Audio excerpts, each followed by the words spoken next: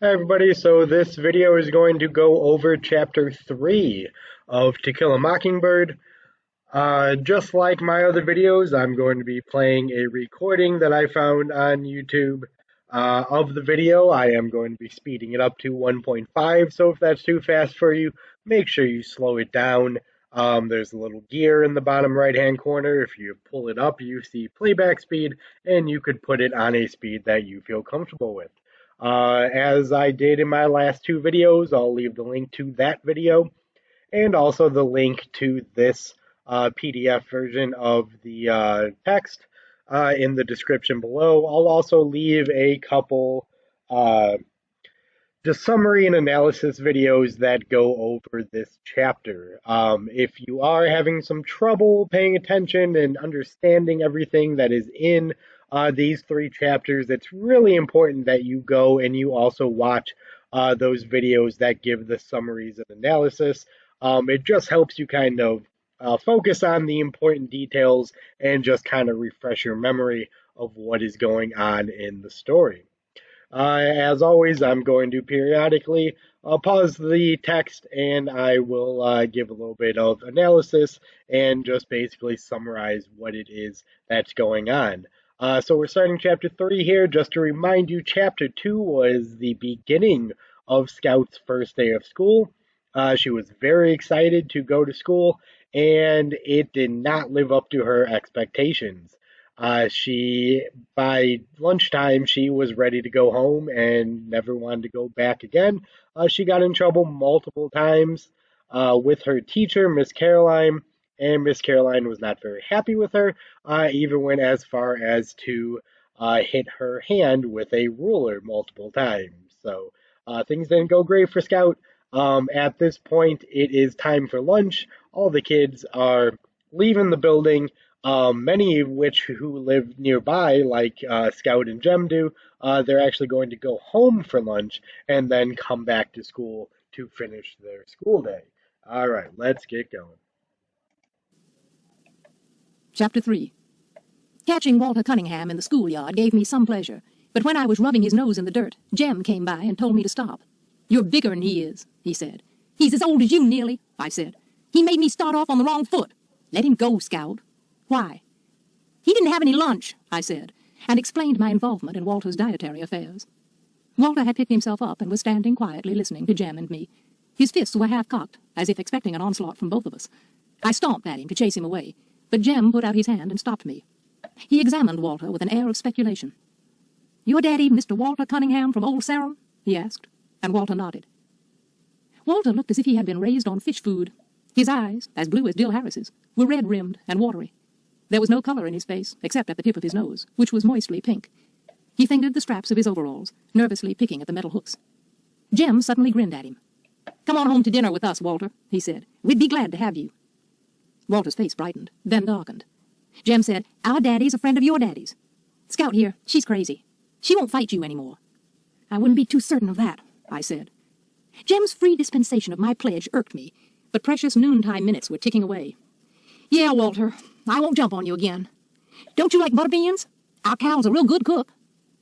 Walter stood where he was, biting his lip. Jem and I gave up, and we were nearly to the Radley place when Walter called, "Hey, I'm coming." When Walter caught up with us, Jem made pleasant conversation with him. "A Haint lives there," he said cordially, pointing to the Radley house. "Ever hear about him, Walter?" "Reckon I have," said Walter. Okay, just real quick, haint. This was a word I actually had to look up myself. A haint is an old Southern word that refers to kind of like an evil spirit. So that's what he's referring to Boo Radley as a haint. "Almost died first year I come to school and ate them pecans. Folks say he poisoned 'em and put 'em over on the school side of the fence." Jem seemed to have little fear of Boo Radley now that Walter and I walked beside him. Indeed, Jem grew boastful. "I went all the way up to the house once," he said to Walter. "Anybody who went up to the house once ought not to still run every time he passes it," I said to the clouds above. "And who's running, Miss Briss?" "You are, when ain't anybody with you." By the time we reached our front steps, Walter had forgotten he was a Cunningham. Jem ran to the kitchen and asked Calpurnia to set an extra plate. We had company. Atticus greeted Walter and began a discussion about crops neither Jem nor I could follow. Reason I can't pass the first grade, Mr. Finch, is I've had to stay out every spring and help Papa with the chopping. But there's another one at the house now that's field size. Did you pay a bushel of potatoes for him? I asked, but Atticus shook his head at me. Okay, important to note, Walter has failed the first grade multiple times. Scout mentioned that he's almost as old as Jem. But when it comes to things like farming, Walter seems to have a lot of knowledge about it. She says that he talks to Atticus about farming in a way that her and Jem had no idea what they were even talking about. So you would think that he's not an intelligent person based on the fact that he's flunked the first grade multiple times, but really, like he says, it's just because he spends most of his time at home working with his dad in the fields, and he doesn't go to school real often, and that would be the reason why he was failing. This line here, did you pay a bushel of potatoes for him? That's in reference to before when he was talking about Mr. Cunningham's entailment, and he had paid Atticus in just certain goods rather than actually paying them in money because they did not have any money. While Walter piled food on his plate, he and Atticus talked together like two men, to the wonderment of Jem and me. Atticus was expounding upon farm problems when Walter interrupted to ask if there was any molasses in the house. Atticus summoned Calpurnia, who returned bearing the syrup pitcher. She stood waiting for Walter to help himself. Walter poured syrup on his vegetables and meat with a generous hand. He would probably have poured it into his milk glass had I not asked what the Sam Hill he was doing. The silver saucer clattered when he replaced the pitcher, and he quickly put his hands in his lap. Then he ducked his head. Atticus shook his head at me again. "But he's gone and drowned his dinner in syrup," I protested. "He's poured it all over." It was then that Calpurnia requested my presence in the kitchen. She was furious, and when she was furious, Calpurnia's grammar became erratic. When in tranquility, her grammar was as good as anybody's in Macomb. Atticus said Calpurnia had more education than most colored folks. When she squinted down at me, the tiny lines around her eyes deepened. "There's some folks who don't eat like us," she whispered fiercely, "but you ain't called on to contradict them at the table when they don't. That boy is your company, and if he wants to eat up the tablecloth, you let him, you hear? He ain't company, Cal. He's just a Cunningham. Hush your mouth. Don't matter who they are. Anybody sets foot in this house is your company. And don't you let me get you remarking on their ways like you were so high and mighty. Your folks might be better than the Cunninghams, but it don't count for nothing the way you're disgracing them. If you can't act fit to eat at the table, you can just sit here and eat in the kitchen." Calpurnia sent me through the swinging door to the dining room with a stinging smack. I retrieved my plate and finished dinner in the kitchen, thankful, though, that I was spared the humiliation of facing them again. I told Calpurnia to just wait. I'd fix her. One of these days, when she wasn't looking, I'd go off and drown myself in Barker's eddy, and then she'd be sorry. Besides, I added, she'd already gotten me in trouble once today. She had taught me to write, and it was all her fault. Hush your fussing. Okay, so Scout is going to criticize the way Walter Cunningham is eating. Again, we've mentioned that Walter's family does not have any money, which means they're probably not going to spend the money they have on things like syrup. They're lucky to have the bare necessities of like bread, maybe a little bit of meat, and some water for dinner. So if they are able to get their hands on something like syrup, he kind of went a little overboard with it. But according to Calpurnia, it is certainly not Scout's place to criticize him. There's a certain thing you may have heard of called Southern hospitality. People from the South find it very important to treat their company very nicely, a lot of times even better than they would treat their own family. So when Scout kind of goes against that, then she criticizes Walter Cunningham. She gets in a bit of trouble, and Calpurnia sends her with a stinging smack heading out the door. They had mentioned in the first chapter that Scout and Calpurnia's confrontations were epic and one-sided. So they kind of butt heads a lot. We'll talk about it a little more down the road here in this chapter. But it is Calpurnia's job really to raise these kids. I mentioned before, she's really more of a nanny than just a cook for this family, she said. Jem and Walter returned to school ahead of me. Staying behind to advise Atticus of Calpurnia's iniquities was worth a solitary sprint past the Radley place. "She likes Jem better than she likes me anyway," I concluded, and suggested that Atticus lose no time in packing her off. "Have you ever considered that Jem doesn't worry her half as much?" Atticus's voice was flinty. I've no intention of getting rid of her, now or ever. We couldn't operate a single day without Cal. Have you ever thought of that? You think about how much Cal does for you, and you mind her, you hear? I returned to school and hated Calpurnia steadily, until a sudden shriek shattered my resentments. I looked up to see Miss Caroline standing in the middle of the room, sheer horror flooding her face. Apparently she had revived enough to persevere in her profession. "It's alive!" she screamed. The male population of the class rushed as one to her assistance. Lord, I thought, she's scared of a mouse. Little Chuck Little, whose patience with all living things was phenomenal, said, "Which way did he go, Miss Caroline? Tell us where he went, quick! D.C.!" He turned to a boy behind him. "D.C., shut the door, and we'll catch him. Quick, ma'am, where'd he go?" Miss Caroline pointed a shaking finger not at the floor, nor at a desk, but to a hulking individual unknown to me. Little Chuck's face contracted, and he said gently, "You mean him, ma'am?" "Yes'm, he's alive." "Did he scare you some way?" Miss Caroline said desperately, "I was just walking by when it crawled out of his hair. Just crawled out of his hair." Little Chuck grinned broadly. "There ain't no need to fear a cootie, ma'am. Ain't you ever seen one? Now don't you be afraid. You just go back to your desk and teach us some more." If you don't know, a cootie is their word for lice. So this is a child who has lice in his hair. It's something that elementary schools worry about a lot because if one kid shows up with lice, a lot of times it ends up spreading to the entire rest of the class. Generally, not always, but generally, people get lice when they are more on the dirty side, more on the unkept side. So this child that we'll learn more about here in a minute is certainly one of those, and he showed up to school with lice that were like literally crawling out of his head. Little Chuck Little was another member of the population who didn't know where his next meal was coming from, but he was a born gentleman. He put his hand under her elbow and led Miss Caroline to the front of the room. "Now don't you fret, ma'am," he said. "There ain't no need to fear a cootie. I'll just fetch you some cool water." The cootie's host showed not the faintest interest in the furor he had wrought. He searched the scalp above his forehead, located his guest, and pinched it between his thumb and forefinger. Miss Caroline watched the process in horrid fascination. Little Chuck brought water in a paper cup, and she drank it gratefully. Finally, she found her voice. "What is your name, son?" she asked softly. The boy blinked. "Who? Me?" Miss Caroline nodded. "Boris Yule." Miss Caroline inspected her roll book. "I have a Yule here, but I don't have a first name. Would you spell your first name for me?" "Don't know how.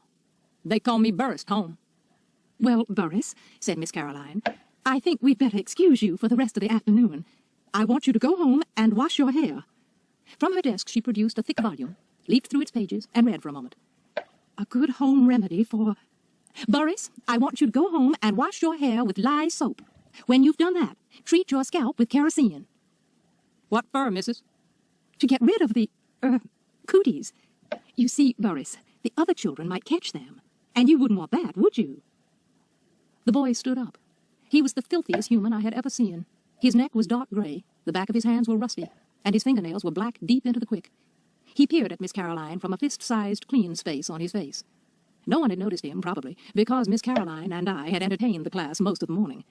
"And Burris," said Miss Caroline, "please bathe yourself before you come back tomorrow." The boy laughed rudely. "You ain't sending me home, missus. I was on the verge of leaving. I done my time for this year." Miss Caroline looked puzzled. "What do you mean by that?" The boy did not answer. He gave a short, contemptuous snort. One of the elderly members of the class answered her. "He's one of the Yules, ma'am." Remember, this is the same explanation that Scout gave Miss Caroline back in the last chapter where she said, "Well, he's a Cunningham," as if Miss Caroline should have just known what that meant. Again, Miss Caroline is not from this town. She's from northern Alabama, and she is a little unaware, so she is learning about the townsfolk while we are learning about the townsfolk. And I wondered if this explanation would be as unsuccessful as my attempt. But Miss Caroline seemed willing to listen. "Whole school's full of 'em. They come first day every year and then leave. The truant lady gets 'em here 'cause she threatens 'em with the sheriff, but she's give up trying to hold 'em. She reckons she's carried out the law just getting their names on the roll and running 'em here the first day. You're supposed to mark 'em absent the rest of the year." "But what about their parents?" asked Miss Caroline in genuine concern. "Ain't got no mother," was the answer, "and their pa's right contentious." Boris Yule was flattered by the recital. Been coming to the first day of the first grade for 3 years now, he said expansively. Reckon if I'm smart this year, they'll promote me to the second. Miss Caroline said, "Sit back down, please, Burris." And the moment she said it, I knew she had made a serious mistake. The boy's condescension flashed to anger. "You try and make me, missus." Little Chuck Little got to his feet. "Let him go, ma'am," he said. "He's a mean one, a hard-down mean one. He's liable to start something, and there's some little folks here." He was among the most diminutive of men, but when Burris Ewell turned toward him, Little Chuck's right hand went to his pocket. "Watch your step, Burris," he said. "I'd soon kill you as look at you." So Little Chuck Little is not in this entire rest of this book. This is the only appearance he makes, and it's brief, but he is absolutely one of my favorite characters in this entire book, and I really wish there was some type of spin-off that just had him in it. He just seems like such a great kid. He's little, his nickname is Little Chuck, his last name also apparently is Little, and I'm assuming he has some type of knife in his pocket right now that he just threatened Burris Ewell with, and Burris is going to back down even though he apparently is twice Little Chuck's size. "Now go home." Burris seemed to be afraid of a child half his height, and Miss Caroline took advantage of his indecision. "Burris, go home. If you don't, I'll call the principal," she said. "I'll have to report this anyway." The boy snorted and slouched leisurely to the door. Safely out of range, he turned and shouted, "Report and be damned to you! Ain't no snot-nosed slut of a schoolteacher ever born could make me do nothing. You ain't making me go nowhere, missus. You just remember that. You ain't making me go nowhere." He waited until he was sure she was crying. Then he shuffled out of the building. Okay, so this is our first introduction to the Ewell family. The Ewell family, they are extremely poor, and they are a contentious bunch. Contentious, a word used earlier to describe Mr. Ewell, is just someone who is starting things with people all the time. Just always trying to pick fights and get into people's business and cause problems. We will not see the Ewell family for a few more chapters now. I don't think they're mentioned at all until the second half of the book, but the second half of the book, they are extremely important. So remember this little incident here where we first are introduced to the Ewell family. They said that there are a lot of members of the Ewell family, so apparently they have a lot of kids in the school, and they only come to the first day, and that's it. Atticus is going to explain their whole situation a little more down the road. Soon we were clustered around her desk, trying in our various ways to comfort her. He was a real mean one. Below the belt. "You ain't called on to teach folks like that. Them ain't Makeum's ways, Miss Caroline, not really. Now don't you fret, ma'am. Miss Caroline, why don't you read us a story? That cat thing was real fine this morning." Miss Caroline smiled, blew her nose, said, "Thank you, darlings," dispersed us, opened a book, and mystified the first grade with a long narrative about a toad frog that lived in a hall. This ends Disc 1. To Kill a Mockingbird, Disc 2. When I passed the Radley place for the 4th time that day, twice at a full gallop, my gloom had deepened to match the house. If the remainder of the school year were as fraught with drama as the first day, perhaps it would be mildly entertaining. But the prospect of spending 9 months refraining from reading and writing made me think of running away. By late afternoon, most of my traveling plans were complete. When Jem and I raced each other up the sidewalk to meet Atticus coming home from work, I didn't give him much of a race. It was our habit to run meet Atticus the moment we saw him round the post office corner in the distance. Atticus seemed to have forgotten my noontime fall from grace. He was full of questions about school. My replies were monosyllabic, and he did not press me. Perhaps Calpurnia sensed that my day had been a grim one. She let me watch her fix supper. "Shut your eyes and open your mouth, and I'll give you a surprise," she said. It was not often that she made crackling bread. She said she never had time. But with both of us at school, today had been an easy one for her. She knew I loved crackling bread. "I missed you today," she said. "The house got so lonesome long about 2 o'clock, I had to turn on the radio." "Why?" "Jem and me ain't ever in the house, unless it's raining." "I know," she said, "but one of you's always in calling distance. I wonder how much of the day I spend just calling after you." "Well," she said, getting up from the kitchen chair, "it's enough time to make a pan of crackling bread, I reckon. You run along now, and let me get supper on the table." Calpurnia bent down and kissed me. I ran along, wondering what had come over her. She had wanted to make up with me, that was it. She had always been too hard on me. She had at last seen the error of her fractious ways. She was sorry, and too stubborn to say so. I was weary from the day's crimes. After supper, Atticus sat down with the paper and called, "Scout, ready to read?"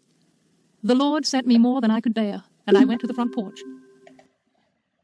So this is kind of the first we get of Atticus as a parent, what we're about to read now. Scout had mentioned that Atticus was treated the kids with courteous detachment. So like he was a really nice guy, but he didn't really do a lot of parenting, and he really doesn't. He's out at work a lot, and Calpurnia really does the majority of the raising of the kids. But Atticus really is a good dad, as we'll see, and he is always quick to teach the kids some type of lesson, as we'll see here. Atticus followed me. "Something wrong, Scout?" I told Atticus I didn't feel very well, and didn't think I'd go to school anymore if it was all right with him. Atticus sat down in the swing and crossed his legs. His fingers wandered to his watch pocket. He said that was the only way he could think. He waited in amiable silence, and I sought to reinforce my position. "You never went to school, and you do all right, so I'll just stay home too. You can teach me like Granddaddy taught you and Uncle Jack." "No, I can't," said Atticus.